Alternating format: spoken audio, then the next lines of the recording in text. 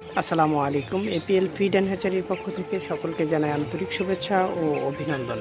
আপনারা দেখেন বাচ্চার কালার কম্বিনেশন এবং সবচেয়ে নোট করার বিষয় হচ্ছে বাচ্চার পাগুলো। আপনি দেখেন বাচ্চার পাগুলো কত মোটা মোটা।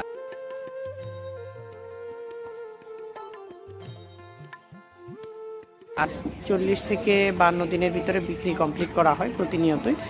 আমাদের এই শেডটিতে মোটামুটি ১,৫০০ বাচ্চা দেওয়া আছে। আমাদের এরকম অসংখ্য শেড রয়েছে বাজারে, যেখানে হচ্ছে এক একটা এরিয়াতে আমাদের ৪,০০০ ৫,০০০-এর শেডও আছে। আপনাদেরকে পূর্বেও দেখিয়েছি, আবারও হয়তো সামনে দেখাবো।